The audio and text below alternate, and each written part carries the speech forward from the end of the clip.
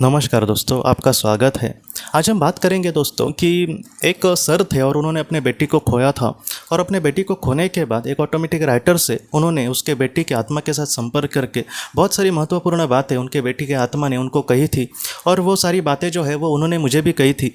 और वो जो सारी बातें थी सच में बहुत सारी चीज़ें उसमें सीखने जैसी थी। उसमें जो भी महत्वपूर्ण बातें थी मैं आपके सामने बारी बारी से ज़रूर लाऊंगा। लेकिन एक बात उसके बेटी ने बहुत महत्वपूर्ण कही थी और ये जो बात है हम सबके लिए दोस्तों महत्वपूर्ण है, हमारे रोज़ के जीवन के लिए ये महत्वपूर्ण है, हमारी आत्मा के लिए बहुत ज़्यादा महत्वपूर्ण है। वो बात यह है, उनकी बेटी ने कुछ इस तरीके से बातें कही है कि जब पृथ्वी पर हम जीवन जी रहे होते हैं तब हमारे आंखों के सामने बहुत सारे अलग अलग पर्दे आ चुके होते हैं, इसलिए हम अच्छे से जीवन को नहीं समझ पाते।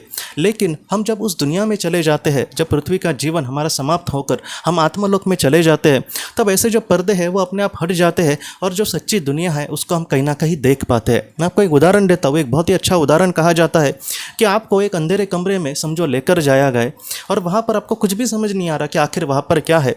आप एक एक चीज़ को बस हाथ लगा रहे हैं, एकदम अंधेरा, वहाँ पे कुछ भी नहीं है, आपको खुद कुछ भी नहीं दिख रहा, पूरा डार्क है आपके सामने। और वहाँ पर एक बहुत बड़ा वो घर है समझो, तो उसमें आप एक एक चीज़ को हाथ लगाएंगे कि ये टेबल है, ये फिर ये कोई दूसरी कोई चीज़ है, कुर्सी है। तो ऐसी चीज़ें आप बस हाथ लगा कर टटोल रहे हो और बस समझने की कोशिश कर रहे हो। कुछ ऐसी भी चीज़ें आपके हाथ में लग रही है कि जिसके बारे में आपको कुछ भी पता नहीं चल रहा है।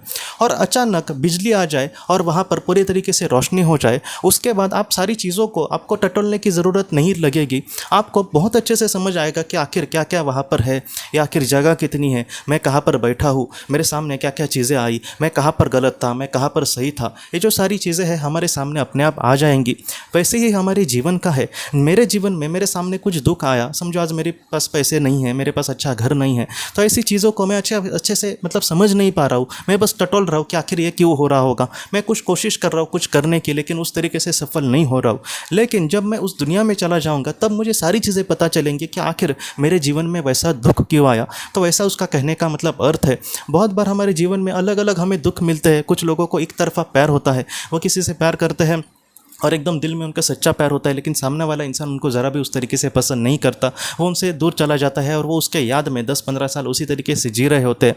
तो ऐसे वक्त में उस इंसान को भी वही लगता है कि आखिर मेरे मन में उसको लेकर ऐसे भाव क्यों पैदा हुए। अगर शादी हमारी नहीं होनी थी तो मेरे भी मन में ऐसे भाव क्यों लाए। उसके अगर मन में प्यार नहीं तो मेरे भी मन में ऐसा प्यार आखिर भगवान तुमने क्यों डाला। आखिर इस दुख से मुझे क्यों गुजरना पड़ा। तो इन सारी चीज़ों को हम टटोल रहे हैं, हमें नहीं पता चल रहा कि अंधेरे में आखिर हमारे साथ क्या हो रहा है। लेकिन मेरे जैसा कोई एक इंसान या फिर जिस इंसान के साथ ऐसी कोई सी चीज़ हुई है या फिर कोई दूसरा भी दुख हो, दोस्तों दुख तो बहुत सारे प्रकार के होता है। किसी के सामने कभी कभी एक बुरी हेल्थ होती है, बहुत ज़्यादा वो अपने शरीर का जितना हो सके वो बीमारी रहते होते कुछ लोग बार बार डॉक्टर के पास जाओ, बार बार ट्रीटमेंट कराते बैठो, तो ऐसी चीज़ों से भी कुछ लोग परेशान हो जाते हैं। तो इन सारी चीज़ों से हमें वही हमारे सामने पूरे अंधेरा ही होता है कि आखिर भगवान हमारे साथ ये सारी चीज़ें क्यों हो रही है। लेकिन दोस्तों उस लड़की का जिस तरीके से उसके आत्मा ने कहा है कि ये जो सारी चीज़ें हैं यहाँ पर हम टटोल ही सकते हैं, यहाँ पर हम सिर्फ एक अंदाज़ा लगा सकते हैं, लेकिन जब हम उस दुनिया में चले जाएंगे तब सारी चीज़ें हमें पता चलेंगी कि आखिर हमारी जो सोच थी वो किस तरीके से कहीं ना कहीं गलत थी। जितना हो सके दोस्तों बड़े बड़े संत भी, अगर हम स्वामी विवेकानंद जी की भी बात करें, उनके जीवन में उनको बहुत बड़े बड़े दोस्तों 5 बड़े बड़ी उसको बीमारियाँ थी और कहीं ना कहीं बीमारी की वजह से ही बाद में 39 साल में 39 ईयर्स में वो इस दुनिया से चले गए। तो ऐसी चीज़ है। लेकिन उन्होंने कभी भी अपने किताबों में वगैरह भी उसका जिक्र नहीं किया कि मैं बहुत ज़्यादा बीमार हूँ, मुझे रात भर नींद नहीं लगती, मैं कुछ करूँ तो बहुत ज़्यादा एकदम अशक्त हो जाता हूँ, वीकनेस मुझे फील होता है। ये सारी चीज़ें उन्होंने किताबों में नहीं लिखी। उन्होंने किताबों में जितना हो सके एक ऊर्जावान ही चीज़ें लिखी है। क्योंकि उनके जीवन में उन्होंने अपने बीमारी को उस तरीके से महत्व नहीं दिया।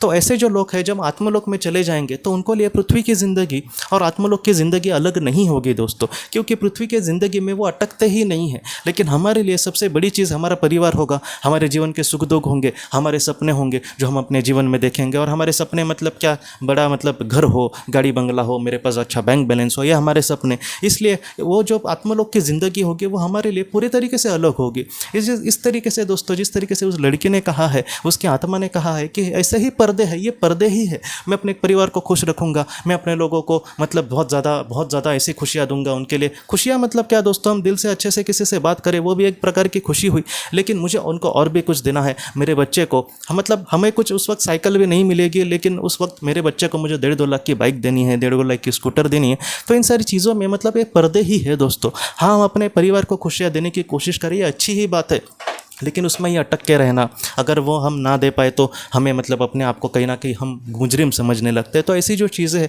ये पर्दे ही है, इस पर्दे को अभी हटाओ दोस्तों। जितना हो सके हमारे परिवार को खुशियाँ देने की कोशिश करो, लेकिन आपका जितना मतलब मर्यादा है उतना ही करो। बहुत सारे लोग मतलब कर्ज वगैरह उठा कर भी हमारे परिवार को खुशियाँ देने की कोशिश करते हैं, तो इसका जो मतलब अंजाम है वो बहुत बार बुरा होता है। इसलिए जितना हो सके दोस्तों, जितना हमारे हाथों से हो रहा है उतना आप करने की कोशिश करना। कभी भी अपने आप को दोष मत देना, जितना हो सके आप कर रहे हैं ना, इसलिए आप अपने आप को अपराधी मत समझना।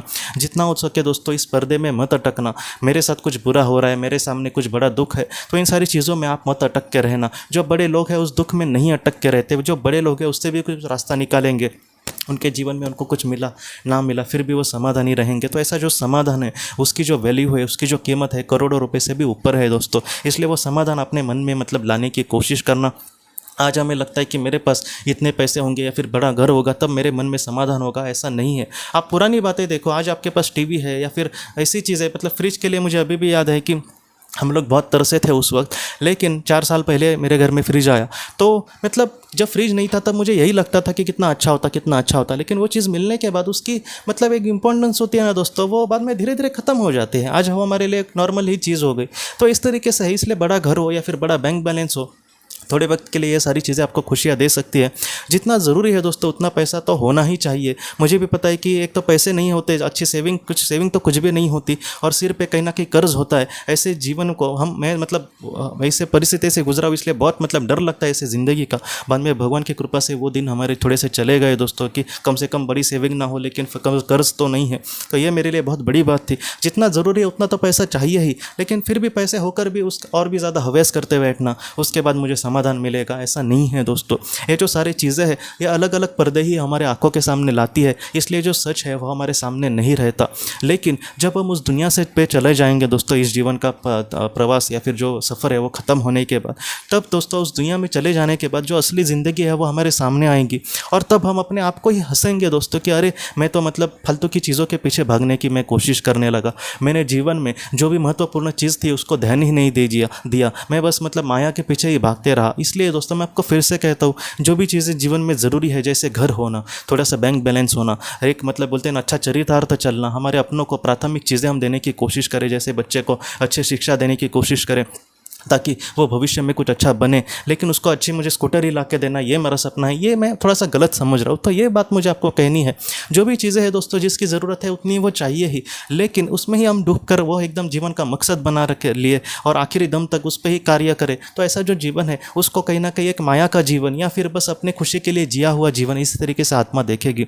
इसलिए जितना हो सके दोस्तों इन सारी चीज़ों से परे जाओ। इस सुख दुख में लाभ हानि या फिर जय पराजय इसमें मत अटको। जितना हो सके दोस्तों इन सारी चीज़ों के आप परे चले गए तो ऐसे वक्त में आपको 2-3 करोड़ रुपए मिले फिर भी एकदम आप सुखी नहीं होंगे, उसमें भी आप समाधानी होंगे, और अगर वो आपको नहीं भी मिले फिर भी आप उतने ही समाधानी होंगे। ऐसे जो समाधान को जीवन जो होता है उसको एक आत्मा बहुत ज़्यादा महत्वपूर्ण महत्व देगी। इसलिए जितना हो सके ऐसा इंसान बन के आप जीवन में आगे बढ़ना दोस्तों। तो दोस्तों हम अपने अगले वीडियो में मिलते हैं। आप अपने परिवार का ख्याल रखना। आपका बहुत बहुत धन्यवाद। अगर आपने किसी अपने को खोया है और अगर आप किसी जेन्युइन भरोसेमंद थेरेपिस्ट की तलाश कर रहे जो आपके अपनों के संदेश आपको दे सके, तो आप इस नंबर पर व्हाट्सएप मैसेज कर सकते हैं। हम जितना हो सके आपको किसी अच्छे थेरेपिस्ट के बारे में बताने की कोशिश करेंगे जो आपको बहुत ही अच्छे से संदेश दे और आप अपने जीवन में आगे बढ़ पाए। आपका बहुत बहुत धन्यवाद।